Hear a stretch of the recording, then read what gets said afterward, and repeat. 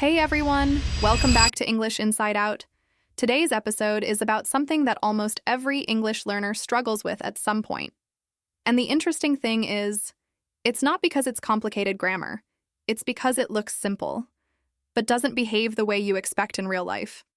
Today we're talking about get versus take, and if you've ever said something like, I will take a coffee, or I got the bus to work, and something just felt a little off, then yeah, this episode is definitely for you. Yeah, and I think this is one of those topics where learners don't feel confused all the time, but they hesitate. Like, you're speaking, everything is going fine, and then suddenly your brain goes, wait, is it get or take here? And that tiny moment of doubt, that's what slows you down. Exactly, because both verbs are very common. You see them everywhere, you hear them all the time. But the problem is, they don't translate cleanly. In many languages, they can mean the same thing. But in English, they carry a different feeling. Let's imagine a situation. You're at a cafe. You go to the counter, and you say, I will take a coffee. And the sentence is not wrong grammatically, but something about it feels a bit unnatural, a bit off. Yeah, and maybe the person understands you, but inside you're thinking, why did that sound weird? Now compare that with, I'll get a coffee. I'll have a coffee. Same situation, same intention, but the feeling is completely different.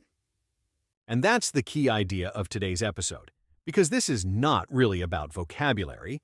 It's about how English speakers see the action. So let's simplify this from the beginning. In a very general way, get, something comes to you, you receive it, take, you actively go and do something, you grab it. Yeah, and that idea alone already explains a lot. But just like with must and have to, understanding the definition is not enough.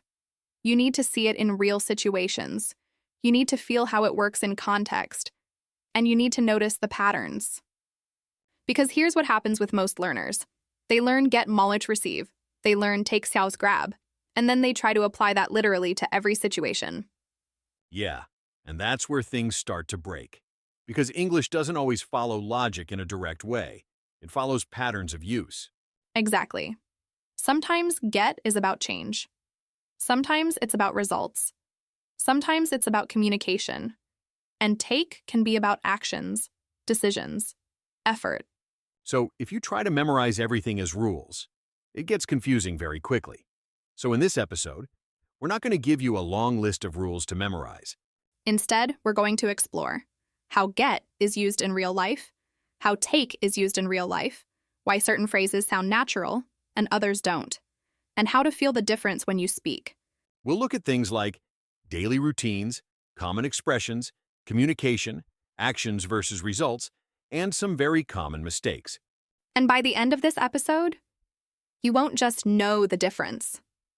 You'll start to recognize it instantly and choose more naturally, without stopping to think too much.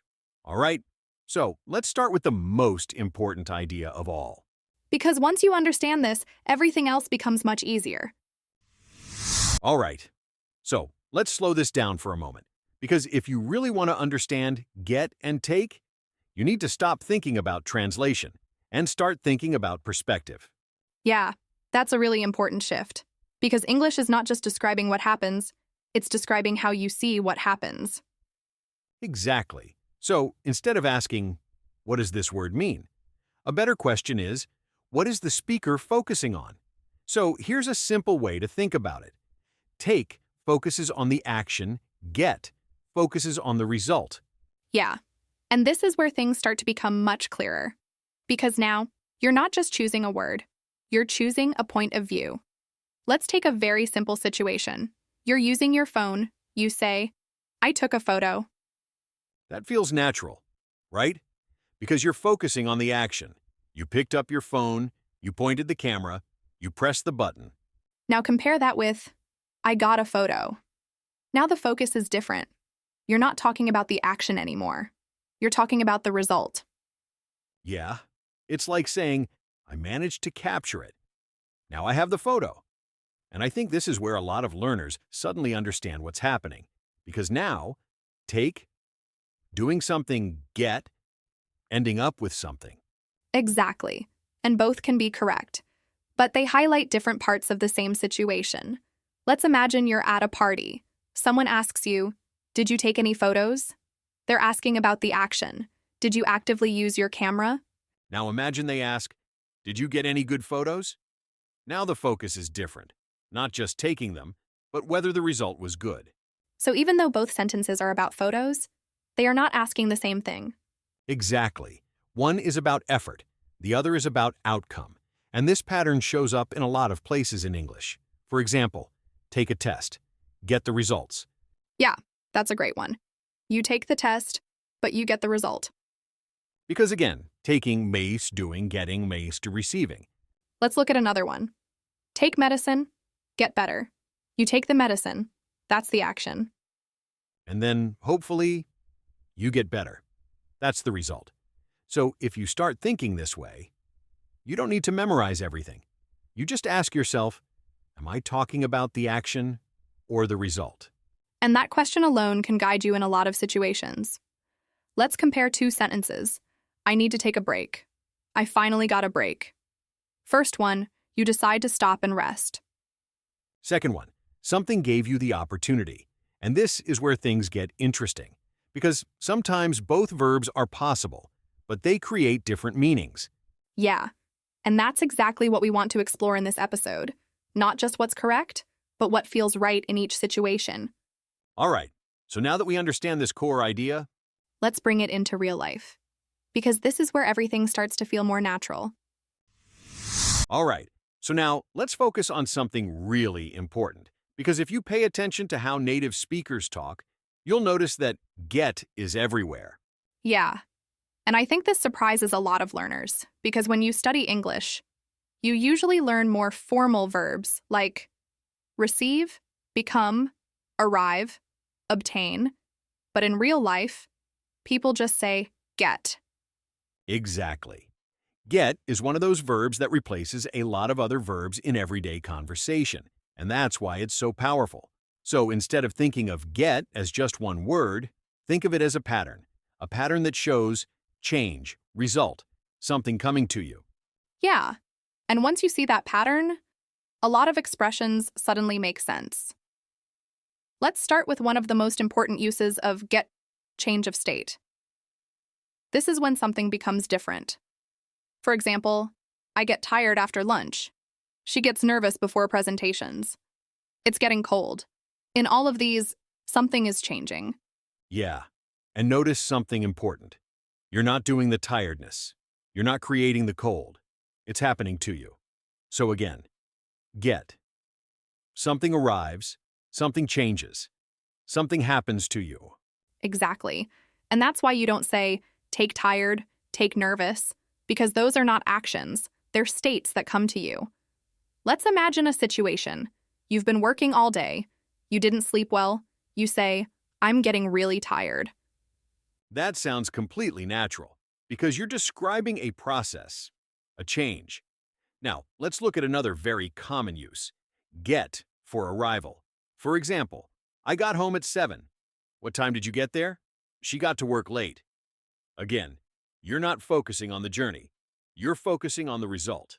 Yeah, you're not talking about how you traveled, just the fact that you arrived. And this connects with what we said before. Take. The action. The journey, the movement. Get. The result. You arrived. Imagine someone asks, how did you get to work? Now they are asking about the method. So you answer, I took the bus. Exactly. Get to work. Chakar arrival. Take the bus. Chakard action. Now let's go back to a more obvious meaning of get. Receiving something. For example, I got a message. Did you get my email? I got a call from my boss. In all of these, something came to you. Yeah, you didn't go out and grab it. It arrived. And this is where learners sometimes get confused because they try to use take here. But take would mean you're the one actively doing something. Exactly. So, get a message, shakpak de receive, take a message. Write it down for someone. Let's imagine a phone call. Someone says, can I take a message? That doesn't mean they're receiving it. It means they're recording it. And later, the other person gets the message. Now, let's look at another powerful use of get me results. For example, I got a job. She got a promotion. He got a good grade. You're not describing the process, just the outcome. And this connects perfectly with what we said earlier. Get what you end up with. Let's imagine two people talking. What happened after the interview? I got the job. That's all you need. You don't explain the whole process, just the result. So if we simplify everything we saw about get me when you change, get tired, get cold, arrival, get home, get there, receiving, get a message, get a call, results, get a job, get a promotion, change, get tired, get cold, arrival, get home, get there, receiving, get a message, get a call, results, get a job, get a promotion. Yeah. And if you notice, all of these share the same idea.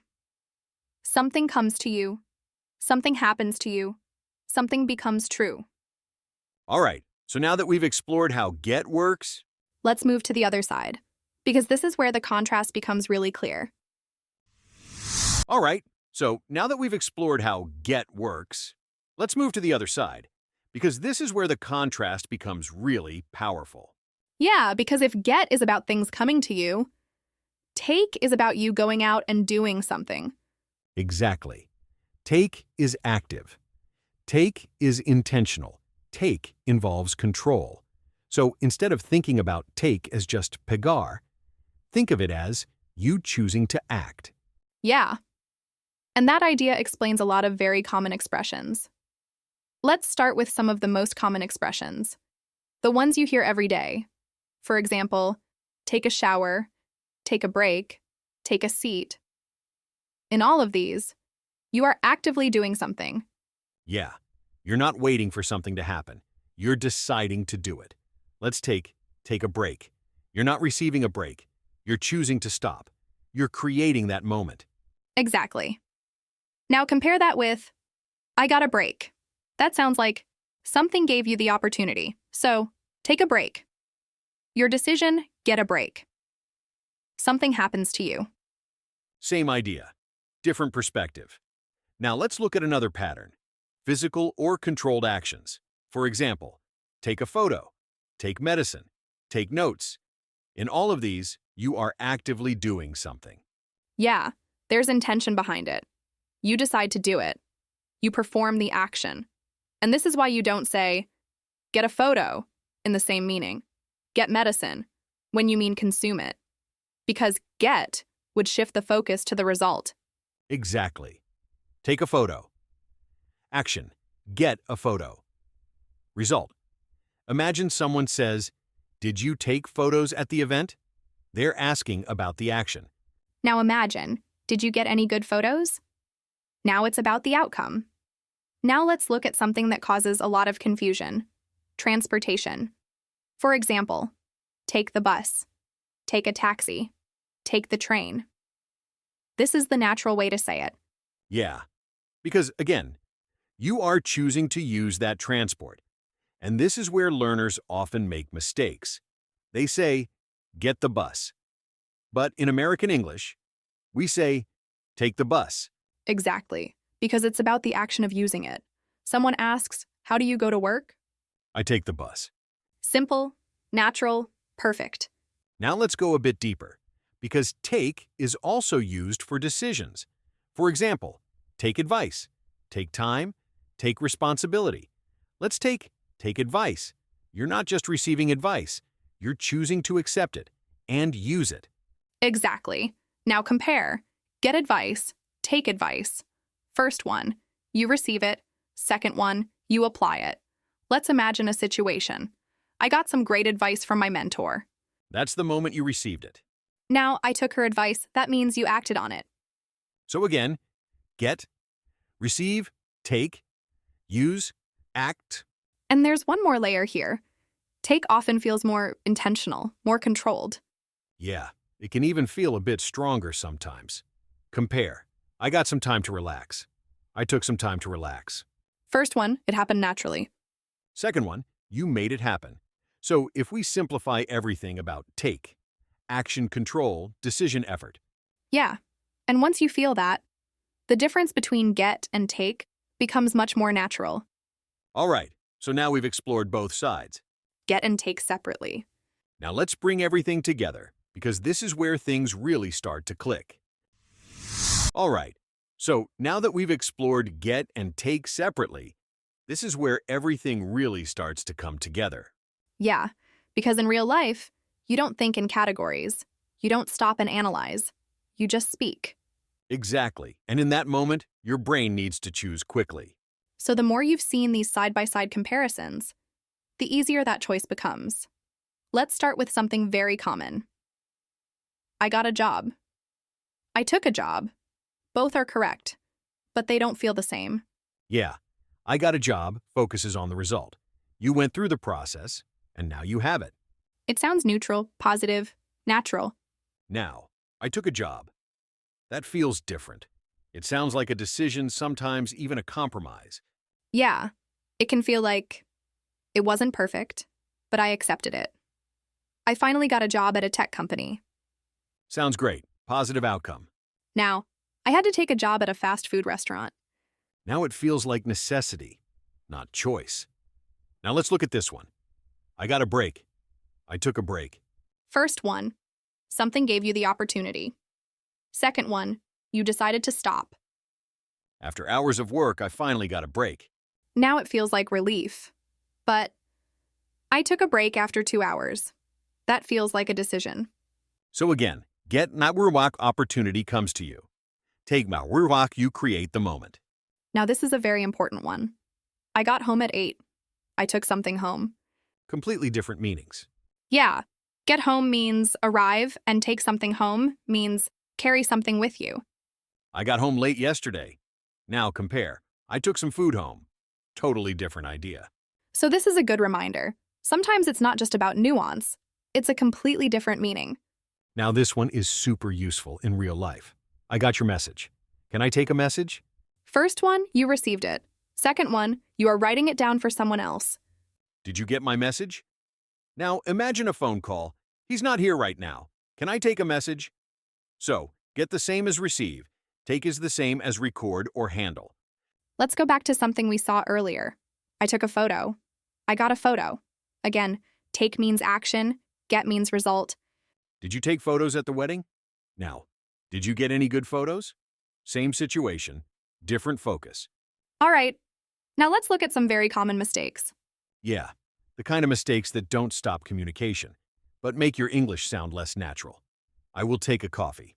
I'll get a coffee. I'll have a coffee. I got the bus to work. I took the bus to work. She took married last year. She got married last year. I need to get a shower. Aim. I need to take a shower. Please get a seat. Please take a seat. And if you notice, these mistakes are not random. They all come from the same confusion. Action versus result, control versus receiving. So let's simplify everything again. Get means receive, arrive, become, result. Take means action, decision, control, use. And when you start feeling this difference, you stop translating and start choosing naturally. All right, so now let's bring everything together. And make this practical. All right, so before we finish, let's take a step back for a moment, because we've looked at a lot of different situations today. Photos, work, daily routines, communication, transportation. Yeah? And when you see all of that together, you start to realize something important. This is not just about two verbs. It's really about how you describe actions, results, decisions, and experiences. So let's simplify everything. One last time. Get, something comes to you, take, you go and do something. Or even simpler, get is the same as result, take is the same as action. And if you ever feel unsure, don't panic. Just ask yourself, am I talking about the action or the result? Yeah, and that one question will guide you in most situations. So here's a simple way to think about it. If something happens to you, use get. If you decide to do something, use take. And honestly, if you start paying attention to how people use these in real life, you'll begin to notice the pattern everywhere. Because natural English is not just about vocabulary. It's about understanding how meaning is actually expressed. All right, that's it for today. Yeah, this was a really important one. And this is one of those topics where once it clicks, it really clicks. And before we go, what's one sentence you're not sure about? Get or take? Yeah, write it in the comments, and we'll help you choose the natural one. And if this episode helped you, share it with someone who always says, I will take a coffee. And don't forget to subscribe for real English, real conversations, and real progress. See you in the next episode. Bye, guys.